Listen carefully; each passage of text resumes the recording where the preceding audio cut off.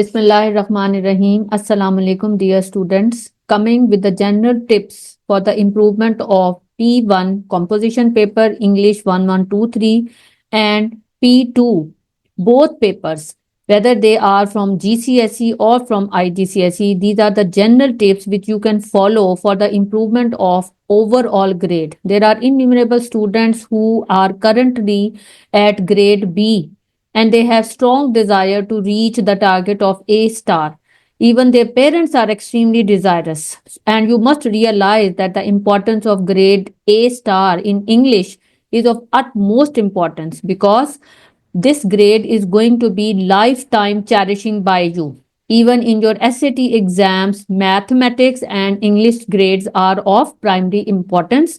So I am sharing some important tips for the improvement of your grade, which you are going to follow in your coming exams. The first important tip is the improvement of your handwriting and presentation. Don't consider it to be unimportant because there are innumerable students whose handwriting is either extremely small or it is cursive handwriting and the examiner is unable to understand what they have written. Sometimes the shape of certain letters like U and V is completely similar and one cannot identify what is the correct spelling of that word. So it has to be paid attention. This aspect should not be ignored because that whatever you will write, the words you should speak, you will not be there in front of the examiner to tell him that I have written this and I wanted to say this. No, you will not be physically present. Your words will be present. So make sure that the presentation of the paper does not mean that you are supposed to use colored pens and pencils or you are going to use highlighters. Presentation means that very clearly the 4 or 5 paragraphs that you have made per question, they should be visible to the examiner. Sometimes the students forget to leave a line after each paragraph. So you must remember to leave a line after each paragraph so that one can analyze the accuracy of your answer even by just having a glance at it. So this was my first tip. Moving on, the second tip is time management. And this is the biggest challenge that the students face in their exams because either they spend too much time on one question at the cost of the second question, or they leave their paper in hurry to, you can say, give time to their friends or whatever. And sometimes the students find the task of proofreading their papers extremely boring. So the challenge of time has to be taken very seriously because there are some questions, especially in IGCSE, where in 2 hours you have to do 3 paragraphs in paper 1 comprehension. Even in 1 1 2 3 English composition paper, apparently there are just 2 questions, but in the pressure of the exams, sometimes the student's brain stops working and they stop thinking of innovative ideas. Therefore, necessary homework in advance is required, and at the same time, one must not spend more than 1 hour on each question. And now I am going to tell you how to divide that 1 hour so briefly and accurately that there are no loose ends on your paper. So moving on with the distribution of time for 1 hour composition and 1 hour directed writing. As far as the first 1 hour of composition is concerned, my suggestion is that you should spend 8 to 10 minutes on thinking, planning, and brainstorming about the topic. That which topic you are going to choose, what you will write on it, will you be able to write 450 words on that topic? What will be the beginning of your story, how you will move towards the climax, what will be the further development of plot in your story, and how your plot will move towards resolution. All these aspects you have to think, plan, and brainstorm. And if you are thinking of descriptive essay, then again you have to think of innumerable images which should be part of your essay. And the most important thing in descriptive essay is that sometimes the students start writing, but then after 1.5, you can say page, or sometimes after 150 words, they cross that because they think that they can't write more and then they move on to the other topic. This creates a very bad impression because you have to show that you have had 3 years consistent practice in your exam. So my advice is that after 10 minutes of planning, you should move on to the 35 minutes of writing. Don't think that you have to write for 1 hour. That will be too, you can say, foolish an act. And the last 5 to 7 minutes must be spent on proofreading and some editing of your own work. This is the 1 hour planning for composition. Moving on towards directed writing, first you have to read the question very carefully, that what is the demand of the question, what does the rubric ask from you. Then you will underline content points on the question paper with pencil, and then you will write 4 to 5 paragraphs by spending 35 to 40 minutes.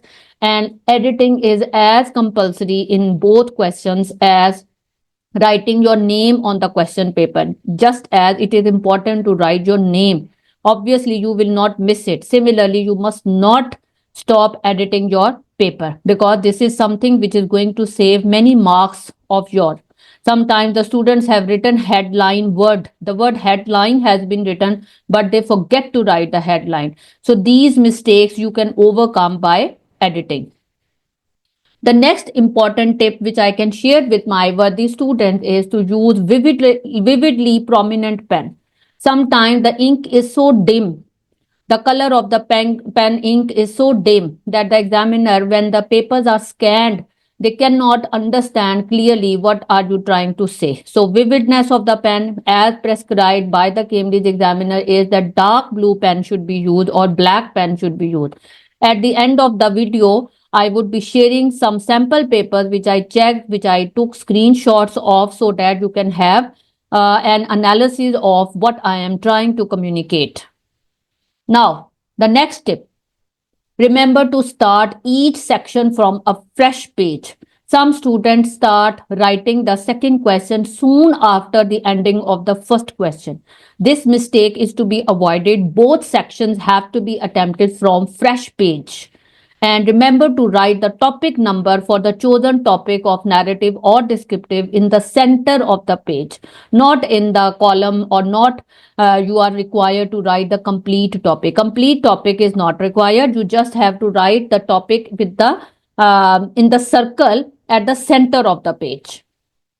Remember to write your complete name on the extra sheet in the school exams, especially in the school exams, because sometimes there are students having the same surname. For example, there might be two Muhammad Ahmad in your class, and this can also create further disturbance and further confusion. Therefore, in that case, you should be even writing your roll number or some other identity, so that there is no misunderstanding for the teachers. And also there might be some chance that the stapler pin is not properly attached and your extra sheet gets loose, and later on it might create some kind of confusion.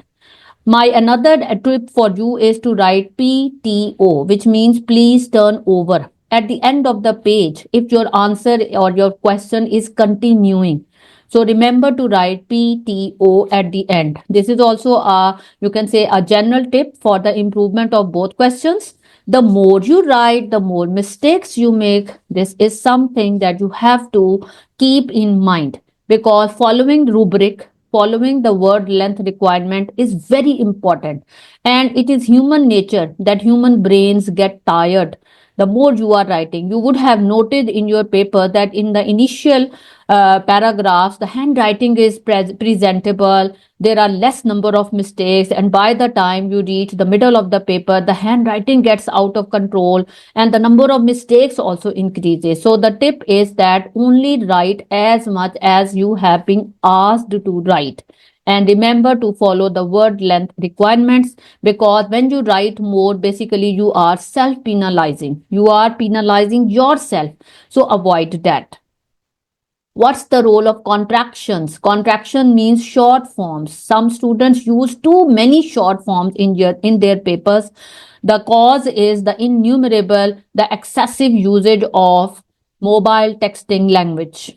That has created a habit amongst the students to use short forms.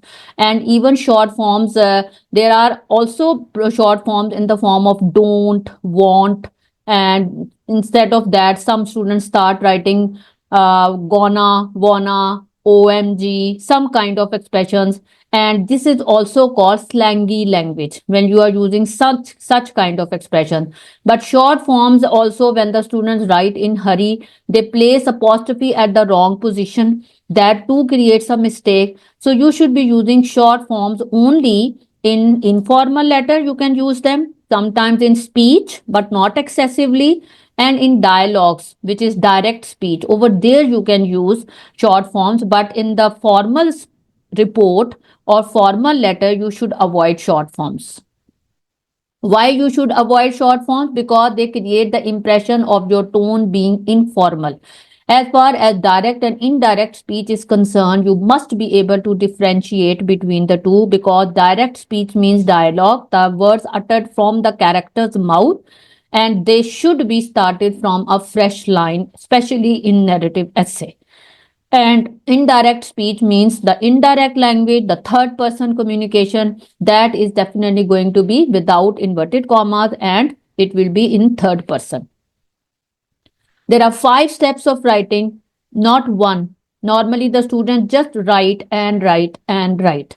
You must choose the topic carefully. You must think about the topic and plan it with brainstorming of your brains. Then you will write, and then at the end, remember to proofread, because these are the 5 steps of writing that you have to follow.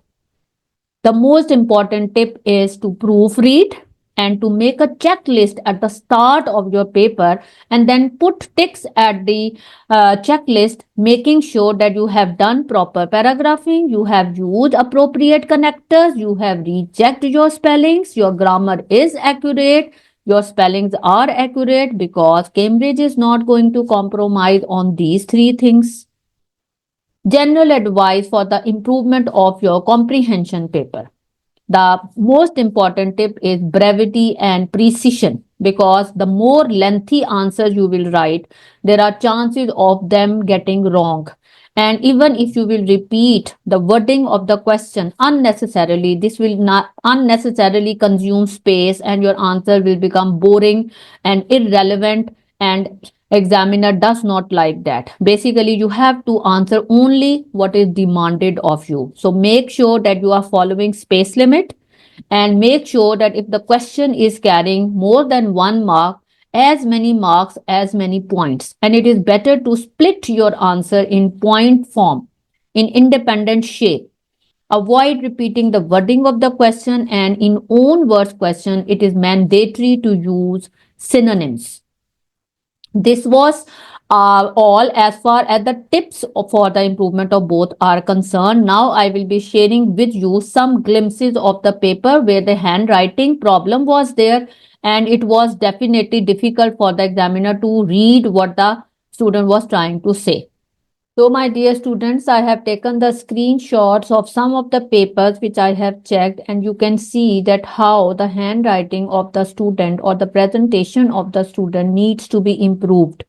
And some of the students have written extremely large size of the handwriting. You can see that how the extra space has been used on this answer sheet, that line alignment has also been exceeded. The students are not supposed to write in the margin area either on the right side or on the left side, and all this mess which has been created, it does not make very clear answer for the examiner to read or to mark it accurately. So these are some of the answers, and overlapping of the answers, overlapping of the space. You can see that even here the answers have read the bottom area. If the question is carrying, for example, 3 marks and 3 lines have been provided by the examiner, so the student must be able to write down their answer in the provided space. And maximum you can draw 1 line after the third line as a fourth line, and you can write your answer there. So you should be able to regulate the size of your handwriting accordingly, and do not deviate from the space limit. So after that, this is a better version of the paper, in the sense that the answer, you see the same answers by another student, but here the space has been managed accurately because the answers are precise and brief, and the examiner can easily check them. Over here, you see that one line extra has been taken. Here also the student can make it further short, but even then it is better than the previous one. Then look at this handwriting. This is extremely cursive handwriting. And the words have been joined in such, you can say, strong bonding that sometimes they don't make clear sense. And over here, you see, one cannot read clearly what the student is trying to say. This is complete, you can say, uh, violation of the rules of handwriting. Over here, I just wanted to point out, you see, like this. And even here, you see, there the question is carrying 2 marks, but look at the space which has been exceeded and how much confusion does it create. Even there, you can say that after this over here, you see again the space has been violated, and this one is a better version, but even here too much overwriting of the space, too much space has been consumed. So you have to take care of the handwriting and presentation. This one is a better version, this is quite better. That's why I took the screenshot of this paper, because the legible handwriting is there, the space limit has also been utilized, and the paper is presentable, each and every word is clear, dark pen has been used, and that is why the cam scanner provides a clear picture. This is the, you can say, the extreme case which I could share with you. Even here you see the I is small where it should have been capital because it was independent I, and the handwriting is too much messy. The students had, you see the screenshot, the cam scanner image is absolutely not clear because of the poor visibility, because of the dim blue pen, and this such kind of papers are extremely difficult to check or to mark, and they can, god forbids, result in U grade. So this was all with regard to the handwriting and presentation. The tips which I could share, the purpose was that before your final exams or your mock exams, you must take necessary action to improve these areas so that your overall results are improved. And my best wishes are for you. And let me remind you that the A star of English is the most important perk that you will enjoy throughout your life. Allah Hafiz, take care.